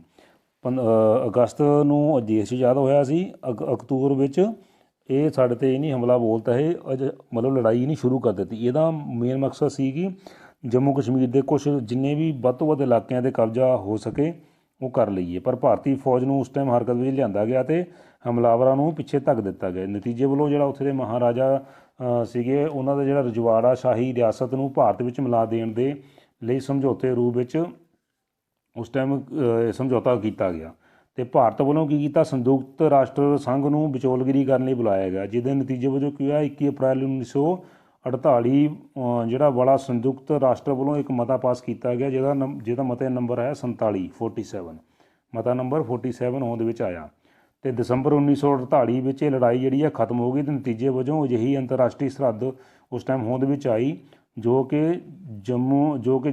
ਕਸ਼ਮੀਰ ਨੂੰ ਹਿੰਦ ਅਤੇ ਪਾਕਿਸਤਾਨ ਵਿੱਚ ਵੰਡਦੀ ਹੈ। ਠੀਕ ਹੈ, ਇਸ ਤੋਂ ਬਾਅਦ ਦੀ ਗੱਲ ਕਰੀਏ ਅਸੀਂ 1961 ਗੋਆ, ਦਮਨ ਅਤੇ ਦਿਊ ਦੀ ਆਜ਼ਾਦੀ। ਇਹ 1947 ਵਿੱਚ ਬ੍ਰਿਟਿਸ਼ ਸਰਕਾਰ ਤੋਂ ਭਾਰਤ ਜਿਹੜੀ ਆਜ਼ਾਦੀ ਤੋਂ ਬਾਅਦ ਪੁਰਤਗਾਲ ਨੇ ਪੁਰਤਗਾਲ ਦੀਆਂ ਜਿਹੜਾ ਭਾਰਤ ਉੱਤੇ ਕਬਜ਼ਾ ਸੀ, ਭਾਰਤ ਵਿਚਲੀਆਂ ਆਪਣੀਆਂ ਬਸਤੀਆਂ ਗੋਆ, ਦਮਨ ਅਤੇ ਦਿਊ ਨੂੰ ਭਾਰਤ ਦੇ ਹਵਾਲੇ ਕਰਨ ਤੋਂ ਉਸ ਟਾਈਮ 'ਤੇ ਉਹਨੇ ਨਾ ਕਰ ਦਿੱਤੀ ਸੀ। ਠੀਕ ਹੈ, ਪਰ ਪੁਰਤਗਾਲ ਨਾਲ ਕਈ ਵਾਰੀ ਆਪਣੇ ਭਾਰਤ ਵੱਲੋਂ ਗੱਲਬਾਤ ਕੀਤੀ ਗਈ, ਪਰ ਉਸਨੇ ਉਹਦਾ ਜਦੋਂ ਕੋਈ ਵੀ ਢੁਕਵਾਂ ਨਤੀਜਾ ਜਾਂ ਸਹੀ ਜਵਾਬ ਨਹੀਂ ਦਿੱਤਾ ਜਾਂ ਉਹਦਾ ਨਤੀਜਾ ਨਹੀਂ ਨਿਕਲਿਆ, ਤਾਂ ਭਾਰਤ ਨੇ 12 ਦਸੰਬਰ 1961 ਨੂੰ ਆਪਰੇਸ਼ਨ ਵਿਜੇ ਸ਼ੁਰੂ ਕਰ ਦਿੱਤਾ। ਇਹ ਐਕਸ਼ਨ ਹੈ 26 ਘੰਟੇ ਤੱਕ ਚੱਲਿਆ ਗਿਆ ਸੀ ਉਸ ਟਾਈਮ 'ਤੇ, ਅਤੇ ਇਹਦੇ ਵਿੱਚ 31 ਪੁਰਤਗਾਲੀ ਜਿਹੜੇ ਫੌਜੀ ਮਾਰੇ ਗਏ ਸੀ, ਤਾਂ ਪੁਰਤਗਾਲੀ ਸਮੁੰਦਰੀ ਬੇੜਾ ਇੱਕ ਤਬਾਹ ਕਰ ਦਿੱਤਾ ਗਿਆ ਸੀ, ਅਤੇ 3000 ਤੋਂ ਵੀ ਵੱਧ ਪੁਰਤਗਾਲੀ ਜਿਹੜੇ ਸਿਪਾਹੀ ਸੀ ਉਹਨਾਂ ਨੂੰ ਗ੍ਰਿਫਤਾਰ ਕਰ ਲਿਆ ਗਿਆ ਸੀ। ਅਗਲੇ ਦਿਨ ਗੋਆ, ਦਮਨ, ਦਿਊ ਭਾਰਤੀ ਯੂਨੀਅਨ ਵਿੱਚ ਉਸ ਟਾਈਮ ਮਿਲਾ ਲਿਆ ਗਿਆ ਸੀ। ਤਾਂ ਇਹ ਸੀ ਸਾਡੀ 1961 ਦੀ ਲੜਾਈ। ਉਸ ਤੋਂ ਬਾਅਦ ਵਿੱਚ ਆ ਗਈ 1962 ਵਿੱਚ, ਉਹ ਸਾਡੀ ਹੋਈ ਦੀ ਚੀਨੀ ਭਾਰਤੀ ਵਿਵਾਦਾਂ ਦਾ ਝਗੜਾ ਇਹਨੂੰ ਕਹਿ ਸਕਦੇ ਹਾਂ ਅਸੀਂ। ਅਤੇ 1962 ਦੀ ਲੜਾਈ ਜਿਹੜੀ ਆ ਸਾਡੀ ਚਾਈਨਾ ਦੇ ਨਾਲ ਹੋਈ ਸੀ। ਤੁਸੀਂ ਹੁਣ ਵੀ ਦੇਖਦੇ ਹਾਂ ਚਾਈਨਾ ਨਾਲ ਸਾਡੇ ਹਜੇ ਤੱਕ ਵੀ ਕਈ ਝਗੜੇ ਚੱਲਦੇ ਰਹਿੰਦੇ। ਇਹ ਸਾਰੇ ਜਿਹੜੇ ਝਗੜੇ ਆ ਇਲਾਕਾਈ ਅਕਸਾਈ ਚਿੰਨ੍ਹਾਂ ਦੇ ਅਰੁਣਾਚਲ ਪ੍ਰਦੇਸ਼ ਦੇ ਸਰਹੱਦੀ ਇਲਾਕਿਆਂ ਦੇ ਨਾਲ ਸੰਬੰਧਿਤ ਪ੍ਰਭੂਸੱਤਾ ਸੰਬੰਧੀ ਹੈ। ਜੰਮੂ ਕਸ਼ਮੀਰ ਵਿੱਚ ਸਥਿਤ ਅਕਸਾਈ ਚਿੰਨ੍ਹ ਉੱਤੇ ਚੀਨ ਅਤੇ ਹਿੰਦੁਸਤਾਨ ਜਿਹੜਾ ਹੈ ਉਹ ਆਪਣਾ ਕਬਜ਼ਾ ਹੱਕ ਜਤਾਉਂਦੇ ਰਹਿੰਦੇ ਨੇ, ਅਤੇ ਇਸ ਦਾ ਜਿਹੜਾ ਸੰਪਰਕ ਇੱਕ ਮਹੱਤਵਪੂਰਨ ਸੜਕ ਰਾਹੀਂ ਹੈ ਜੋ ਕਿ ਚੀਨ ਅਤੇ ਤਿੱਬਤ ਅਤੇ ਜੀਜਾਂਗ ਵਾਲੇ ਇਲਾਕਿਆਂ ਨੂੰ ਜੋੜਦੀ ਹੈ।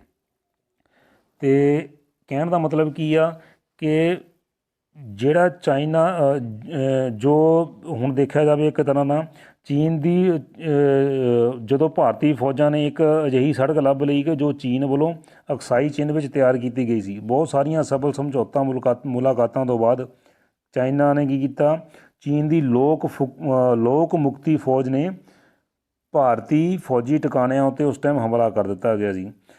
ਮਤਲਬ ਮੁਕਤੀ ਫੌਜ ਇਹ ਕਹਿ ਦਿੰਦੇ ਲੋਕ ਮੁਕਤੀ, ਕਿ ਲੋਕ ਜਿਹੜੇ ਆ ਫੌਜੀ ਡਰੈਸ ਵਿੱਚ ਨਾ ਆ ਕੇ ਸਿਵਲ ਡਰੈਸ ਦੇ ਵਿੱਚ ਜਿਹੜੇ ਲੜਾਈ ਲੜਦੇ ਨੇ ਉਹਨਾਂ ਨੂੰ ਲੋਕ ਮੁਕਤੀ ਫੌਜ ਦੇ ਤੌਰ 'ਤੇ ਵੀ ਅਸੀਂ ਕਹਿ ਸਕਦੇ ਹਾਂ, ਕਿ ਜੋ ਅਰੁਣਾਚਲ ਪ੍ਰਦੇਸ਼ ਦੇ ਥਾਂਗਲਾ ਪਠਾਰ ਵਿੱਚ ਹਨ, ਜਿਨ੍ਹਾਂ ਵਿੱਚ ਪਹਿਲਾਂ ਨੇਫਾ ਜਿਹਨੂੰ ਕਹਿੰਦੇ ਨੇ ਨਾਰਥ ਈਸਟ ਫਰੰਟੀਅਰ ਏਜੰਸੀ, ਉੱਤਰ ਪੂਰਬੀ ਸਰਹੱਦੀ ਏਜੰਸੀ ਕਿਹਾ ਜਾਂਦਾ ਹੈ ਇਹਨੂੰ। ਠੀਕ ਹੈ, 20 ਅਕਤੂਬਰ 1962 ਨੂੰ ਚੀਨੀ ਸੈਨਿਕਾਂ ਨੇ ਭਾਰਤ ਦੇ ਦੋਵਾਂ ਇਲਾਕਿਆਂ ਤੇ ਨੇਫਾ ਦੇ ਖੇਤਰ ਵਾਲੇ ਸਰਹੱਦੀ ਇਲਾਕੇ 'ਤੇ ਹਮਲਾ ਕਰ ਦਿੱਤਾ ਅਤੇ ਚੀਨ ਨੇ ਅਕਸਾਈ ਚਿੰਨ੍ਹ ਅਤੇ ਅਰੁਣਾਚਲ ਪ੍ਰਦੇਸ਼ ਦੇ ਬਹੁਤ ਸਾਰੇ ਇਲਾਕਿਆਂ 'ਤੇ ਆਪਣਾ ਕਬਜ਼ਾ ਕਰ ਲਿਆ। ਇਸ ਸੈਕਸ਼ਨ ਵਿੱਚ ਭਾਰਤੀ ਹਵਾਈ ਫੌਜ ਨੂੰ ਦਖਲ ਲੈਣ ਦੇਣ ਦੀ ਜਿਹੜੀ ਆਗਿਆ ਨਹੀਂ ਦਿੱਤੀ ਗਈ ਸੀ ਅਤੇ ਇਸ ਪ੍ਰਕਾਰ ਭਾਰਤੀ ਫੌਜ ਦਾ ਉਸ ਟਾਈਮ 'ਤੇ ਬਹੁਤ ਵੱਡਾ ਜਿਹੜਾ ਨੁਕਸਾਨ ਹੋਇਆ ਸੀ ਚਾਈਨਾ ਦੀ ਲੜਾਈ ਦੇ ਵਿੱਚ। ਅਤੇ 1965 ਦੀ ਹਿੰਦੁਸਤਾਨ ਦੀ ਪਾਕਿਸਤਾਨ ਵਾਲੀ ਜੰਗ ਬਾਰੇ ਗੱਲ ਕਰੀਏ ਤਾਂ ਜਿਹੜੀ 65 ਦੀ ਲੜਾਈ ਸੀ ਅਤੇ ਇਹ ਭਾਰਤ ਪਾਕ ਵਾਲੀ ਜੰਗ ਵਿੱਚ ਘੁਸਪੈਠ ਤੋਂ ਇਹ ਵੀ ਸ਼ੁਰੂ ਹੋਈ ਸੀ। ਇਸ ਘੁਸਪੈਠ ਇਹ ਜਿਹੜੀ ਘੁਸਪੈਠ ਆ ਮੁਜਾਹਿਦਾਂ ਵੱਲੋਂ ਕੀਤੀ ਗਈ ਸੀ। ਇਸ ਆਪਰੇਸ਼ਨ ਦਾ ਜਿਹੜਾ ਗੁਪਤ ਕੋਡ ਸੀ ਆਪਰੇਸ਼ਨ ਜਿਬਰਾ ਲਟਰ ਸੀ, ਜਿਬਰਾ ਲਟਰ। ਇਸ ਦਾ ਜਿਹੜਾ ਮਕਸਦ ਕਸ਼ਮੀਰੀਆਂ ਵੱਲੋਂ ਭਾਰਤ ਵਿੱਚ ਬਦਅਮਨੀ ਫੈਲਾਉਣਾ ਸੀ ਅਤੇ ਭਾਰਤ ਨੇ ਜਵਾਬੀ ਕਾਰਵਾਈ ਵਜੋਂ ਸਮੁੱਚੀ ਪੱਛਮੀ ਸੀਮਾ 'ਤੇ ਪਾਕਿਸਤਾਨ ਦੇ ਖਿਲਾਫ ਜਿਹੜਾ ਹਮਲਾ ਕੀਤਾ। 5 ਹਫ਼ਤਿਆਂ ਵਾਲੇ ਇਸ ਯੁੱਧ ਵਿੱਚ ਦੋਵਾਂ ਪਾਸਿਆਂ ਤੋਂ ਹਜ਼ਾਰਾਂ ਲੋਕਾਂ ਦਾ ਜਾਨੀ ਨੁਕਸਾਨ ਹੋਇਆ ਸੀ ਅਤੇ ਦੂਸਰੇ ਵਿਸ਼ਵ ਯੁੱਧ ਤੋਂ ਬਾਅਦ ਸੈਨਿਕ ਇਤਿਹਾਸ ਵਿੱਚ ਇਹ ਪਹਿਲਾ ਯੁੱਧ ਸੀ ਜਿਹੜਾ ਕਿ ਟੈਂਕਾਂ ਨਾਲ ਐਡਾ ਵੱਡਾ ਯੁੱਧ ਸੀ, ਜਿਹੜਾ ਸਭ ਤੋਂ ਵੱਡਾ ਯੁੱਧ ਸੀ ਟੈਂਕਾਂ ਨਾਲ ਲੜਿਆ ਗਿਆ ਸੀ। ਅਤੇ ਇਸ ਜੰਗ ਦੇ ਰਣਨੀਤਿਕ ਜਿਹੜੇ ਨਤੀਜੇ ਵਜੋਂ ਦੋਵਾਂ ਪਾਸਿਆਂ ਵੱਲੋਂ ਕੁਝ ਜਿੱਤਾਂ ਪ੍ਰਾਪਤ ਕੀਤੀਆਂ ਗਈਆਂ।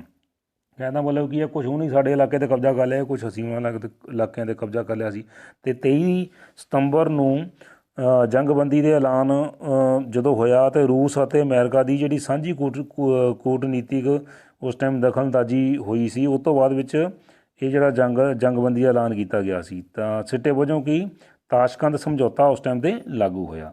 ਤਾਂ ਹੁਣ ਇਸ ਤੋਂ ਗਾਹਾਂ ਅਸੀਂ ਗੱਲ ਕਰੀਏ 1971 ਅਤੇ ਪਾਕਿਸਤਾਨ ਦੀ ਜੰਗ ਦੀ। ਜਿਹੜਾ 1971 ਦੀ ਜੰਗ ਆ ਇਹ ਸਾਡੇ ਲਈ ਇੱਕ ਬਹੁਤ ਹੀ ਮਹੱਤਵਪੂਰਨ ਅਤੇ ਸਾਡੇ ਇਤਿਹਾਸ ਵਿੱਚ ਅਹਿਮ ਰੋਲ ਰੱਖਦੀ ਹੈ ਜੰਗ। ਇਹ ਜਿਹੜੀ ਜੰਗ ਆ 1971 ਵਿੱਚ ਇਹ ਲਗਭਗ ਉਸ ਟਾਈਮ 'ਤੇ ਕਿ ਸਾਡੀ ਇਕੱਲੀ ਜੰਗ ਸਟਾਰਟ ਕਿੱਥੋਂ ਹੋਈ ਸੀ। ਇਹ ਯੁੱਧ ਬੀਤੇ ਕਾਲ 'ਚ ਪੂਰਬੀ ਪਾਕਿਸਤਾਨ ਅਤੇ ਰਾਜਨੀਤਿਕ ਸੰਕਟ ਦੇ ਸਿੱਟੇ ਵਜੋਂ ਸਾਡਾ ਸ਼ੁਰੂ ਹੋਇਆ ਸੀ। ਪੂਰਬੀ ਪਾਕਿਸਤਾਨ ਅਤੇ ਰਾਜਨੀਤਿਕ ਸੰਕਟ ਵੱਲੋਂ, ਠੀਕ ਹੈ।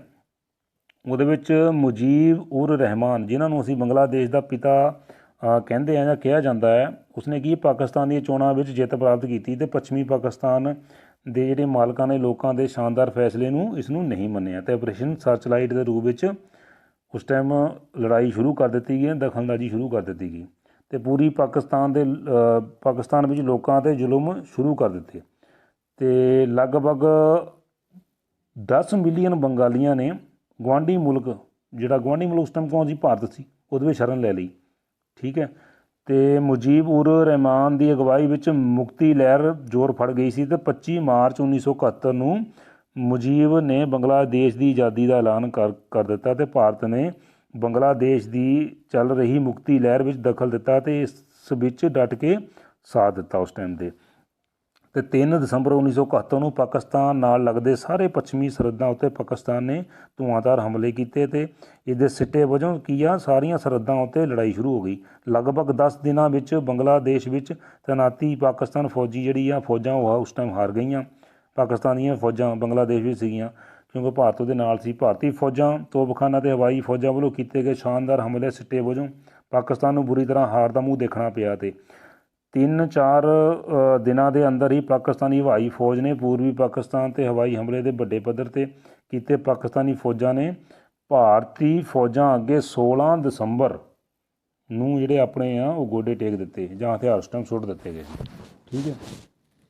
ਹਿੰਦੁਸਤਾਨ ਪਾਕਿਸਤਾਨ ਦੇ ਯੁੱਧ ਵਿੱਚੋਂ ਸਭ ਤੋਂ ਜ਼ਿਆਦਾ ਮੌਤਾਂ ਇਸ ਯੁੱਧ ਵਿੱਚ ਹੋਈਆਂ ਅਤੇ ਦੂਜੇ ਵਿਸ਼ਵ ਯੁੱਧ ਤੋਂ ਬਾਅਦ ਸਭ ਤੋਂ ਵੱਧ ਫੌਜੀਆਂ ਨੂੰ ਗ੍ਰਿਫਤਾਰ ਕੀਤਾ ਗਿਆ ਸੀ। ਲਗਭਗ ਉਸ ਟਾਈਮ 'ਤੇ 90,000 ਤੋਂ ਵੀ ਵੱਧ ਜਿਹੜੇ ਪਾਕਿਸਤਾਨੀ ਫੌਜੀ ਅਤੇ ਨਾਗਰਿਕਾਂ ਨੂੰ ਯੁੱਧਬੰਦੀ ਦੇ ਤੌਰ 'ਤੇ ਗ੍ਰਿਫਤਾਰ ਕੀਤਾ ਗਿਆ ਸੀ ਉਸ ਟਾਈਮ ਦੇ ਉੱਤੇ ਅਤੇ ਪਾਕਿਸਤਾਨ ਫੌਜ ਨੇ 16 ਦਸੰਬਰ 1971 ਨੂੰ ਢਾਕਾ ਵਿੱਚ ਭਾਰਤੀ ਫੌਜਾਂ ਅੱਗੇ ਆਪਣੇ ਹਥਿਆਰ ਸੁੱਟ ਕੇ ਸਮਰਪਣ ਕਰ ਦਿੱਤਾ। ਇਸ ਯੁੱਧ ਦਾ ਜਿਹੜਾ ਅੰਤ ਆ ਉਹ ਜਨਰਲ ਯਹੀਆ ਖਾਨ ਫੌਜੀ ਤਾਨਾਸ਼ਾਹ ਦੀ ਹਾਰ ਦੇ ਰੂਪ ਵਿੱਚ ਉਸ ਟਾਈਮ ਹੋਇਆ ਸੀ, ਠੀਕ ਹੈ। ਅਤੇ 2 ਜੁਲਾਈ 1972 ਨੂੰ ਸ਼ਿਮਲਾ ਸਮਝੌਤੇ ਦੇ ਦੋਨਾਂ ਪਾਸਿਓਂ ਦਸਤਖਤ ਉਸ ਟਾਈਮ ਫਿਰ ਕੀਤੇ ਗਏ ਨੇ। ਯੁੱਧਬੰਦੀ ਪਾਕਿਸਤਾਨ ਨੂੰ ਵਾਪਸ ਦਸਤਖਤ ਕੀਤੇ, ਯੁੱਧਬੰਦੀ ਪਾਕਿਸਤਾਨ ਨੂੰ ਵਾਪਸ ਕਰ ਦਿੱਤੇ ਗਏ। ਕਹਿਣ ਦਾ ਮਤਲਬ ਕੀ ਆ, ਜਦੋਂ ਜੋਧਬੰਦੀ ਕੀਤੀ ਗਈ ਉਸ ਤੋਂ ਬਾਅਦ ਜਿਹੜੇ ਇਹਨਾਂ ਦੇ ਸੈਨਿਕ ਸੀ ਉਹਨੂੰ ਵਾਪਸ ਕਰ, ਜਿਹੜੇ ਸੈਨਿਕ ਆ ਜਾਂ ਉਹਨਾਂ ਦੇ ਇਲਾਕੇ ਜਿੱਤੇ ਗਏ ਸੀ ਉਹਨੂੰ ਵਾਪਸ ਕਰ ਦਿੱਤੇ ਗਏ ਸੀ। ਪਾਕਿਸਤਾਨ ਦੇ ਕੁਝ ਹਮਲਿਆਂ ਦੇ ਜਵਾਬ ਵਿੱਚ ਜੋ ਹਮਲੇ ਕੀਤੇ ਗਏ ਉਹਨਾਂ ਵਿੱਚੋਂ ਲੌਂਗੋਵਾਲ ਦਾ ਯੁੱਧ ਅਤੇ ਬਸੰਤਰ ਦਾ ਯੁੱਧ ਇੱਕ ਇਹ ਬਹੁਤ ਮੇਨ ਮੰਨਿਆ ਗਿਆ। ਲੌਂਗੋਵਾਲ ਦੀ ਲੜਾਈ ਦੇ ਇਤਿਹਾਸ ਦੇ ਵਿੱਚ ਖੋਜ ਕਰਨ ਤੋਂ ਬਾਅਦ ਪਤਾ ਲੱਗਿਆ ਕਿ ਉਸ ਟਾਈਮ ਭਾਰਤੀ ਥਲ ਸੈਨਾ ਦੀਆਂ ਜਿਹੜੀਆਂ ਕੰਪਨੀਆਂ ਵਿੱਚੋਂ ਇੱਕ ਜਿਸ ਦੇ ਵਿੱਚ ਸਿਪਾਹੀਆਂ ਦੀ ਗਿਣਤੀ ਕਾਫੀ ਉਸ ਟਾਈਮ ਘੱਟ ਸੀਗੀ, ਲੌਂਗੋਵਾਲ ਦੀ ਲੜਾਈ ਹੋਈ ਸੀ। ਤਾਂ ਅਸੀਂ ਗਦਰ ਪਿਕਚਰ ਵੀ ਦੇਖੀ, ਗਦਰ ਨਹੀਂ ਸੌਰੀ ਬਾਰਡਰ ਪਿਕਚਰ ਵਿੱਚ ਉਹਦੇ ਬਾਰੇ ਹੀ ਦਿਖਾਇਆ ਗਿਆ। ਅਤੇ ਪਾਕਿਸਤਾਨੀ ਹਮਲੇ ਦਾ ਡਟ ਕੇ ਉਨੀ ਦੇਰ ਤੱਕ ਮੁਕਾਬਲਾ ਕੀਤਾ ਜਿੰਨੀ ਦੇਰ ਤੱਕ ਹਵਾਈ ਫੌਜ ਨੇ ਹਮਲਾ ਕਰਕੇ ਪਾਕਿਸਤਾਨੀ ਟੈਂਕਾਂ ਨੂੰ ਤਬਾਹ ਨਹੀਂ ਕਰ ਦਿੱਤਾ। ਇਸ ਲੜਾਈ ਵਿੱਚ ਕੀ ਆ, ਲੌਂਗੋਵਾਲ ਦੀ ਚੌਂਕੀ ਦੀ ਜਿੱਤ ਭਾਰਤੀ ਸੈਨਿਕ ਇਤਿਹਾਸ ਵਿੱਚ ਇੱਕ ਸੁਨਹਿਰੀ ਪੰਨਾ ਹੈ। ਜੋ ਲੜਾਈ ਖਤਮ ਹੋਈ ਅਤੇ 34 ਪਾਕਿਸਤਾਨੀ ਟੈਂਕ ਅਤੇ 50 ਬਖਤਰਬੰਦ ਗੱਡੀਆਂ ਤਾਂ ਉਸ ਟਾਈਮ 'ਤੇ ਤਬਾਹ ਕਰ ਦਿੱਤੀਆਂ ਗਈਆਂ ਸੀ ਜਾਂ ਉਸ ਟਾਈਮ ਕੋਈ ਖੋਹ ਲਈਆਂ ਗਈਆਂ। ਲਗਭਗ ਕੀ ਆ 200 ਪਾਕਿਸਤਾਨੀ ਸਿਪਾਹੀ ਇਸ ਲੜਾਈ ਵਿੱਚ ਉਸ ਟਾਈਮ ਮਾਰੇ ਗਏ ਸੀ, ਜਦੋਂ ਕਿ ਇਸ ਵਿੱਚ 2 ਭਾਰਤੀ ਫੌਜੀ ਸ਼ਹੀਦ ਹੋਏ ਸੀ। ਅਤੇ ਪਾਕਿਸਤਾਨ ਨੂੰ ਪੱਛਮੀ ਫਰੰਟ ਦੇ ਬਸੰਤਰ ਦੀ ਲੜਾਈ ਵਿੱਚ ਹਾਰ ਦਾ ਮੂੰਹ ਦੇਖਣਾ ਪਿਆ। ਇਹ ਲੜਾਈ 4 ਦਸੰਬਰ ਤੋਂ 16 ਦਸੰਬਰ ਤੱਕ ਲੜੀ ਗਈ ਅਤੇ ਅੰਤ ਵਿੱਚ ਪਾਕਿਸਤਾਨ ਦੇ 66 ਟੈਂਕ ਤਬਾਹ ਕਰ ਦਿੱਤੇ ਗਏ ਸੀ ਅਤੇ 40 ਹੋਰ ਉਸ ਟਾਈਮ 'ਤੇ ਖੋਹ ਲਏ ਗਏ ਸੀ। ਪਾਕਿਸਤਾਨੀ ਫੌਜ ਨੇ ਭਾਰਤ ਦੇ ਅੱਗੇ 11 ਟੈਂਕ ਤਬਾਹ ਕੀਤੇ ਸੀ। ਭਾਰਤ ਦੇ 11 ਟੈਂਕ ਤਬਾਹ ਕੀਤੇ ਸੀ, ਅਸੀਂ ਉਹਨਾਂ ਦੇ ਕਿੰਨੇ ਕੀਤੇ ਸੀ 66 ਟੈਂਕ ਤਬਾਹ ਕੀਤੇ ਸੀ, 40 ਖੋਲੇ ਸੀ ਉਸ ਟਾਈਮ ਦੇ। ਇਹ ਸਾਡੀ 71 ਦੀ ਲੜਾਈ ਦੀ ਗੱਲ ਹੈ। ਉਸ ਤੋਂ ਬਾਅਦ ਅਸੀਂ ਗੱਲ ਕਰੀਏ 1999 ਦੀ, ਠੀਕ ਹੈ, ਭਾਰਤ ਪਾਕਿਸਤਾਨ ਜੰਗ, ਇਹਨੂੰ ਅਸੀਂ ਕਾਰਗਿਲ ਯੁੱਧ ਦੇ ਨਾਂ ਵੀ ਜਾਣਦੇ ਹਾਂ। ਇਹ ਲੜਾਈ 2 ਮੁਲਕਾਂ ਭਾਰਤ ਅਤੇ ਪਾਕਿਸਤਾਨ ਦੇ ਦਰਮਿਆਨ ਸੀਮਿਤ ਇਲਾਕਾ ਜੋ ਕਿ ਕਾਰਗਿਲ ਦੀ ਚੌਂਕੀ ਦੇ ਜਿਹੜੇ ਆਲੇ ਦੁਆਲੇ ਸੀ ਉਸ ਦੇ ਵਿੱਚ ਲੜੀ ਗਈ ਸੀ। ਅਤੇ ਪਾਕਿਸਤਾਨੀ ਜਿਹੜੀ ਫੌਜੀ ਟੁਕੜੀਆਂ ਜਿਨ੍ਹਾਂ ਵਿੱਚ ਕੁਝ ਮੁਜਾਹਿਦੀਨਾਂ ਦੇ ਰੂਪ ਵਿੱਚ ਸਨ, ਇਹਨਾਂ ਮੁਜਾਹਿਦੀਨਾਂ ਨੇ ਕਸ਼ਮੀਰ ਵਿੱਚ ਸਰਹੱਦੋਂ ਪਾਰ ਆ ਕੇ ਪਾਕਿਸਤਾਨੀ ਫੌਜ ਦਾ ਜਿਹੜਾ ਸਾਥ ਦਿੱਤਾ ਅਤੇ ਭਾਰਤ ਦੇ ਇਲਾਕਿਆਂ ਵਿੱਚ ਜ਼ਬਰਦਸਤੀ ਉਸ ਟਾਈਮ 'ਤੇ ਘੁਸ ਆਏ ਸੀ। ਅਤੇ ਭਾਰਤੀ ਖੇਤਰ ਜਿਹੜਾ ਕਾਰਗਿਲ ਦੇ ਜ਼ਿਲ੍ਹੇ ਤੋਂ ਕਾਫੀ ਵੱਡੇ ਖੇਤਰ 'ਤੇ ਕਬਜ਼ਾ ਕਰ ਲਿਆ ਸੀ ਉਸ ਟਾਈਮ 'ਤੇ। ਅਤੇ ਪਾਕਿਸਤਾਨ ਨੇ ਤਾਂ ਇਹਨਾਂ ਤੱਤਾਂ ਨੂੰ ਹੱਲਾਸ਼ੇਰੀ ਦਿੱਤੀ ਅਤੇ ਇਹ ਆਸ ਕੀਤੀ ਸੀ ਕਸ਼ਮੀਰ ਦੇ ਮੁਸਲਮਾਨ ਜਿਹੜੇ ਆ ਭਾਰਤੀ ਪ੍ਰਸ਼ਾਸਨ ਦੇ ਖਿਲਾਫ ਉੱਠ ਕੇ ਖੜ੍ਹੇ ਹੋ ਜਾਣਗੇ, ਪਰ ਇਹਦਾ ਉਦੇਸ਼ ਉਹ ਜਿਹੜਾ ਉਦੇਸ਼ ਸੀ ਪਾਕਿਸਤਾਨ ਦਾ ਉਹ ਸਫਲ ਰਿਹਾ। ਇਸ ਲੜਾਈ ਵਿੱਚ ਵੀ ਪਾਕਿਸਤਾਨ ਦੀ ਜਿਹੜੀ ਯੁੱਧ ਨੀਤੀ ਆ ਉਹ ਪਹਿਲੇ ਯੁੱਧਾਂ ਵਰਗੀ ਹੀ ਰਹੀ ਅਤੇ ਉਹਦੇ ਵਿੱਚ ਪਾਕਿਸਤਾਨ ਦੀ ਬੁਰੀ ਤਰ੍ਹਾਂ ਹਾਰ ਹੋਈ ਸੀ। ਰਿਪੋਰਟਾਂ ਤੋਂ ਪਤਾ ਲੱਗਿਆ ਕਿ ਪਾਕਿਸਤਾਨੀ ਫੌਜ ਦੇ ਜਿਹੜੇ ਬਾਕਾਇਦਾ ਸੈਨਿਕ ਉਸ ਟਾਈਮ ਜਿਹਨਾਂ ਨੂੰ ਅਸੀਂ ਕਹਿੰਦੇ ਨਾ ਭਾਈ ਮੁਜਾਹਿਦੀਨ ਆ ਗਏ, ਨਹੀਂ, ਉਸ ਟਾਈਮ ਬਾਕਾਇਦਾ ਪਾਕਿਸਤਾਨ ਦੇ ਉਹਦੇ ਵਿੱਚ ਸੈਨਿਕ ਰਲੇ ਹੋਏ ਸੀ। ਅਤੇ ਭਾਰਤ ਨੇ ਜਿਹੜੇ ਘੁਸਪੈਠੀਆਂ ਦੀ ਹਮਲਾਵਰੀ ਜਿਹੜੀ ਚਾਲਾਂ ਦਾ ਜਿਹੜਾ ਮੂੰਹ ਤੋੜ ਉਸ ਟਾਈਮ ਜਵਾਬ ਦਿੱਤਾ ਸੀ ਅਤੇ ਵੱਡੀ ਪੱਧਰ 'ਤੇ ਸੈਨਿਕ ਕਾਰਵਾਈ ਸ਼ੁਰੂ ਕੀਤੀ ਉਸ ਟਾਈਮ 'ਤੇ। ਅਤੇ ਘੁਸਪੈਠੀ ਨੂੰ ਭਾਰਤੀ ਫੌਜ ਦੇ ਜਿਹੜੇ ਬਹਾਦਰ ਅਤੇ ਦ੍ਰਿੜ ਇਰਾਦਿਆਂ ਦੇ ਮਾਲਕ ਸੈਨਿਕਾਂ ਨੇ ਉਸ ਟਾਈਮ ਕਰਾਰਾ ਜਵਾਬ ਦਿੱਤਾ ਸੀ ਅਤੇ ਉਹਨਾਂ ਨੂੰ ਉਸ ਟਾਈਮ 'ਤੇ ਆਪਣੀ ਮੂੰਹ ਦੀ ਖਾਣੀ ਪਈ ਸੀ। ਅਤੇ ਕਹਿਣ ਦਾ ਮਤਲਬ ਜਿਹੜੀ ਆਪਾਂ ਜਾਣਦੇ ਹੀ ਹਾਂ ਜਿਹੜੀ ਕਾਰਗਿਲ ਦੀ ਲੜਾਈ ਆ ਉਹਦੇ ਵਿੱਚ ਇੰਡੀਆ ਦੀ ਹੀ ਜਿੱਤ ਹੋਈ ਸੀ ਅਤੇ ਸਾਡੇ ਸੈਨਿਕਾਂ ਨੇ ਬਹੁਤ ਹੀ ਵਧੀਆ ਉਸ ਟਾਈਮ ਯੋਗਦਾਨ ਦਿੱਤਾ ਸੀ ਆਪਣਾ ਤਾਕਤ ਦਾ, ਅਤੇ ਇਸਤੇਮਾਲ ਕਰਦੇ ਹੋਏ ਆਪਣੇ ਸ਼ੌਰਯ ਦਾ ਪ੍ਰਦਰਸ਼ਨ ਕੀਤਾ ਸੀ। ਇਸ ਤੋਂ ਅੱਗੇ ਅਸੀਂ ਗੱਲ ਕਰਦੇ ਹਾਂ ਭਾਰਤ ਵਿੱਚ ਜਨਤਕ ਸੁਰੱਖਿਆ ਅਤੇ ਜਥੇਬੰਦਕ ਢਾਂਚੇ ਅਤੇ ਜ਼ਿੰਮੇਵਾਰੀਆਂ ਬਾਰੇ ਗਿਆਨ। ਜਨਤਕ ਅਤੇ ਨਿੱਜੀ ਦੋਵੇਂ ਹੀ ਤਰ੍ਹਾਂ ਦੇ ਸੁਰੱਖਿਆ ਸੰਗਠਨ ਭਾਰਤ ਦੇ ਸੰਵਿਧਾਨ ਦੇ ਅਤੇ ਕਾਨੂੰਨ ਦੇ ਦਾਇਰੇ ਅੰਦਰ ਰਹਿ ਕੇ ਕੰਮ ਕਰਦੇ ਹਨ। ਇਸ ਦੇ ਨਾਲ ਇਹ 'ਤੇ ਆਪਣੀਆਂ ਇਸ ਤਰ੍ਹਾਂ ਨਾਲ ਜ਼ਿੰਮੇਵਾਰੀਆਂ ਨਿਭਾਉਂਦੇ ਹਨ। ਭਾਰਤ ਵਿੱਚ ਅੰਦਰੂਨੀ ਸੁਰੱਖਿਆ ਨੂੰ ਕਾਇਮ ਰੱਖਣਾ ਗ੍ਰਹਿ ਵਿਭਾਗ ਦੀ ਜ਼ਿੰਮੇਵਾਰੀ ਹੈ ਮੇਨ ਤੌਰ 'ਤੇ। ਅਤੇ ਸੰਵਿਧਾਨ ਦੀ ਧਾਰਾ 246 ਸੰਸਦ ਅਤੇ ਰਾਜ ਦੀਆਂ ਜਿਹੜੀਆਂ ਵਿਧਾਨ ਸਭਾਵਾਂ ਦਰਮਿਆਨ ਸ਼ਕਤੀਆਂ ਦੀ ਵੰਡ ਕਰਦੀ ਹੈ। ਇਹ ਧਾਰਾ ਪੁਲਿਸ, ਅਮਨ ਕਾਨੂੰਨ ਅਦਾਲਤਾਂ, ਜੇਲ੍ਹਾਂ, ਸੁਧਾਰ ਘਰਾਂ ਅਤੇ ਹੋਰ ਸੰਬੰਧਿਤ ਸੰਸਥਾਵਾਂ ਨੂੰ ਰਾਜ ਵਾਲੀ ਸੂਚੀ ਵਿੱਚ ਰੱਖਦੀ ਹੈ। ਭਾਰਤ ਵਿੱਚ ਕੀ ਆ, ਹਥਿਆਰਬੰਦ ਫੌਜਾਂ ਦੀ ਜਿਹੜੀ ਪ੍ਰਮੁੱਖ ਜ਼ਿੰਮੇਵਾਰੀ ਆ ਭਾਰਤ ਨੂੰ ਬਾਹਰਲੇ ਖਤਰਿਆਂ ਤੋਂ ਬਚਾਉਣਾ। ਅਤੇ ਭਾਰਤੀ ਹਥਿਆਰਬੰਦ ਫੌਜਾਂ ਖਾਸ ਤੌਰ 'ਤੇ ਭਾਰਤ ਦੀ ਥਲ ਸੈਨਾ ਅੰਦਰੂਨੀ ਸੁਰੱਖਿਆ ਦੇ ਮਾਮਲੇ ਵਿੱਚ ਸਹਾਇਕ ਰੂਪ ਦੇ ਵਿੱਚ ਦੂਸਰੇ ਨੰਬਰ 'ਤੇ ਰਹਿ ਕੇ ਆਪਣਾ ਜ਼ਿੰਮੇਵਾਰੀ ਨਿਭਾਉਂਦੀ ਜਾਂ ਕੰਮ ਕਰਦੀ ਹੈ ਜੇ ਜ਼ਰੂਰਤ ਪੈਂਦੀ ਹੈ ਤਾਂ। ਪਹਿਲੇ ਨੰਬਰ 'ਤੇ ਕੀ ਆ ਬਾਹਰਲੇ ਖਤਰਿਆਂ ਤੋਂ ਬਚਾਉਣਾ, ਦੂਜੇ ਨੰਬਰ 'ਤੇ ਅੰਦਰੂਨੀ ਖਤਰਿਆਂ ਦੇ ਵਿੱਚ ਆਉਂਦੀ ਆ। ਰਾਜ ਦੇ ਪੁਲਿਸ ਬਲਾਂ ਜਿਨ੍ਹਾਂ ਵਿੱਚ ਕੀ ਰਾਜ ਦੀਆਂ ਹਥਿਆਰਬੰਦ ਪੁਲਿਸ ਸ਼ਾਮਿਲ ਹੈ। ਰਾਜ ਦੀ ਜਿਹੜੀ ਆਪਣੇ ਸਟੇਟਾਂ ਦੀਆਂ ਪੁਲਿਸਾਂ ਆ ਹੈ ਨਾ, ਭਾਰਤ ਦੇ ਸੰਵਿਧਾਨ ਅਨੁਸਾਰ ਅਮਨ ਅਤੇ ਕਾਨੂੰਨ ਜਿਹੜਾ ਹੈ ਉਹ ਰਾਜ ਦੀ ਸੂਚੀ ਨਾਲ ਸੰਬੰਧਿਤ ਇੱਕ ਵਿਸ਼ਾ ਹੈ, ਅਤੇ ਇਸ ਕਰਕੇ ਲਈ ਜਿਹੜਾ ਕੇਂਦਰੀ ਪੁਲਿਸ ਬਲ ਅਤੇ ਅਰਧ ਸੈਨਿਕ ਪੁਲਿਸ ਬਲ ਸੁਰੱਖਿਆ ਇਹ ਆ, ਇਹਨਾਂ ਦੀ ਜ਼ਰੂਰਤ ਪੈਣ 'ਤੇ ਵੀ ਇਹਨਾਂ ਦੀ ਹੈਲਪ ਕਰਦੇ ਨੇ। ਜਦੋਂ ਕਿ CRPF ਕੀ ਆ ਦੀ ਅੰਦਰੂਨੀ CRPF ਜਿਹੜੀ ਹੈ ਉਹ ਜਿਹਨੂੰ ਅਸੀਂ ਕੇਂਦਰੀ ਰਿਜ਼ਰਵ ਪੁਲਿਸ ਬਲ ਠੀਕ ਹੈ ਕਹਿ ਦਿੰਦੇ ਹਾਂ ਦੀ ਜ਼ਰੂਰਤ ਅੰਦਰੂਨੀ ਗੜਬੜ ਜਾਂ ਬਦਅਮਨੀ ਦੇ ਨਾਲ ਨਿਪਟਣ ਲਈ ਪੈਂਦੀ ਹੈ। ਸਭ ਤੋਂ ਪਹਿਲਾਂ ਕੇਂਦਰੀ ਰਿਜ਼ਰਵ ਪੁਲਿਸ ਵਾਲਾ ਇਹਦੀ ਜੇ ਅੰਦਰੂਨੀ ਕਿਤੇ ਗੜਬੜ ਹੋ ਜਾਂਦੀ ਹੈ ਦੇਸ਼ ਦੇ ਅੰਦਰ ਤਾਂ ਇਹਦੀ ਜ਼ਰੂਰਤ ਪੈਂਦੀ ਹੈ। ਸੀਮਾ ਸੁਰੱਖਿਆ ਬਲ ਜਿਹੜਾ ਸਾਡਾ ਹੈਗਾ ਆ, ਇਹਦਾ ਕੰਮ ਹੈਗਾ ਸਾਡੇ ਮੁਲਕ ਦੀਆਂ ਜਿਹੜੀਆਂ ਸਰਹੱਦਾਂ ਜਾਂ ਉਹਨਾਂ ਦੀ ਰਾਖੀ ਕਰਨਾ, ਤਸਕਰੀ ਨੂੰ ਰੋਕਣਾ, ਨਸ਼ੇ ਦੇ ਕਾਰੋਬਾਰ ਤੋਂ ਕਾਬੂ ਕਰਨ ਦੇ ਇਹ ਕੰਮ ਆਉਂਦਾ ਹੈ। ਉਸ ਤੋਂ ਬਾਅਦ ਆ ਜਾਂਦਾ ਭਾਰਤੀ ਤਿੱਬਤ ਸੀਮਾ ਬਲ, ਭਾਰਤੀ ਤਿੱਬਤ ਸੀਮਾ ਪੁਲਿਸ ਬਲ ਜਿਹਨੂੰ ਕਹਿੰਦੇ ਨੇ ITBP। ਅਤੇ ਇਹ ਜਿਹੜਾ ਹੈਗਾ ਆ ਇਹ ਵੀ ਭਾਰਤ ਦੀਆਂ ਜਿਹੜੀਆਂ ਤਿੱਬਤ ਦੀਆਂ ਸੀਮਾਵਾਂ ਸਰਹੱਦਾਂ ਆ ਉਹਦੇ ਉੱਤੇ ਇਹ ਵੀ ਸਰਹੱਦੀ ਇੱਕ ਪੁਲਿਸ ਬਲ ਆ ਜਿਹਨਾਂ ਕਿ ਬਾਹਰਲੀ ਸਰਹੱਦਾਂ ਤੋਂ ਆਉਣ ਵਾਲੇ ਕੋਈ ਵੀ ਤਸਕਰੀ ਨੂੰ, ਨਸ਼ੇ ਦੇ ਜਾਂ ਕਾਰੋਬਾਰ ਨੂੰ ਰੋਕਣ ਦੇ ਵਿੱਚ ਜਿਹੜਾ ਸਹਾਇਕ ਹੁੰਦਾ ਜਾਂ ਉਹਦੇ ਵਿੱਚ ਕੰਮ ਆਉਂਦਾ ਹੈ। ਉਸ ਤੋਂ ਬਾਅਦ ਹਥਿਆਰਬੰਦ ਸੀਮਾ ਬਲ ਦੀ ਗੱਲ ਕਰੀਏ ਤਾਂ ਇਹਦੇ ਵਿੱਚ ਸਾਡਾ ਸਸ਼ਸਤਰ ਸੀਮਾ ਬਲ ਆ ਜਾਂਦਾ ਆ ਜਿਹਨੂੰ SSB ਕਹਿ ਦਿੰਦੇ ਆ। ਮੁਲਕ ਦੀਆਂ ਸਰਹੱਦਾਂ ਦੀ ਤਾਂ ਇਹ ਵੀ ਇਹਦੇ ਵਿੱਚ ਹੀ ਮਤਲਬ ਕੀ ਹੈ ਜਿਹੜਾ ਕੇਂਦਰੀ ਜਿਹੜਾ ਪੁਲਿਸ ਬਲ ਹੈ ਇਹ ਅੰਦਰੂਨੀ ਕੋਈ ਮਤਲਬ ਕੋਈ ਝਗੜਾ ਹੋ ਜਾਂਦਾ ਜਾਂ ਅੰਦਰੂਨੀ ਕੋਈ ਨਾ ਕੋਈ ਆਪਣੇ ਵਿੱਚ ਇੱਥੇ ਇਸ ਤਰ੍ਹਾਂ ਦੀ ਕੋਈ ਦੁਰਘਟਨਾ ਹੋ ਜਾਂਦੀ ਹੈ ਜਿਹਨੂੰ ਜ਼ਿਲ੍ਹੇ ਪੁਲਿਸ ਦੀ ਜਿਹੜੀ ਆ ਉਹਦੀ ਘਟ ਜਾਂਦੀ ਆ ਸਟਰੈਂਥ ਕਹਿ ਲਓ ਜਾਂ ਫਿਰ ਪੁਲਿਸ ਘੱਟ ਹੋ ਜਾਂਦੀ ਤਾਂ CRPF ਆ ਕੇ ਅੰਦਰੂਨੀ ਝਗੜੇ ਨਿਪਟਾਉਣ ਵਿੱਚ ਮਦਦ ਕਰਦੀ ਹੈ। ਲੇਕਿਨ ਜਿਹੜੀ ਆ BSF ਹੈ, ਭਾਰਤੀ ਸੀਮਾ ਸੁਰੱਖਿਆ ਬਲ ਹੈ, ਭਾਰਤੀ ਤਿੱਬਤ ਸੀਮਾ ਪੁਲਿਸ ਬਲ ਹੈ, ਹਥਿਆਰਬੰਦ ਸੀਮਾਵਾਂ, ਇਹ ਮਤਲਬ ਕੀ ਆ ਇਹ ਜਿਹੜੇ ਸਾਡੇ ਬਾਹਰ ਤੋਂ ਜਿਹੜੇ ਬਾਰਡਰ ਏਰੀਆ ਦੇ ਖਤਰਿਆਂ ਤੋਂ ਸਾਨੂੰ ਉਹਦੇ ਵਿੱਚ ਬਚਾਉਣ ਦੇ ਸਾਡੇ ਜਿਹੜੇ ਕੰਮ ਆਉਂਦੇ ਆ। ਉਸ ਤੋਂ ਬਾਅਦ ਗੱਲ ਕਰੀਏ ਕੇਂਦਰੀ ਉਦਯੋਗਿਕ ਸੁਰੱਖਿਆ ਬਲ ਦੀ ਜਿਹਨੂੰ ਅਸੀਂ CISF ਵੀ ਕਹਿੰਦੇ ਨੇ। ਸਰਕਾਰ ਨੇ ਜਿਹੜਾ ਇਹ ਬਲ ਹੈ ਸੰਨ 1969 ਵਿੱਚ ਇਹਦੀ ਸਥਾਪਨਾ ਕੀਤੀ ਗਈ ਅਤੇ ਇਹਦਾ ਮਕਸਦ ਇਹ ਸੀ ਕਿ ਜਨਤਕ ਖੇਤਰ ਦੇ ਅਦਾਰਿਆਂ ਨੂੰ ਜਿਹੜੀ ਵੱਧਵੀਂ ਸੁਰੱਖਿਆ ਪ੍ਰਦਾਨ ਕਰਨਾ। ਪਰ ਇਹ ਹੁਣ ਇੱਕ ਜਨਤਕ ਖੇਤਰ ਦਾ ਅਦਾਰਾ ਹੀ ਨਹੀਂ ਰਹਿ ਗਿਆ ਬਲਕਿ ਹੋਰ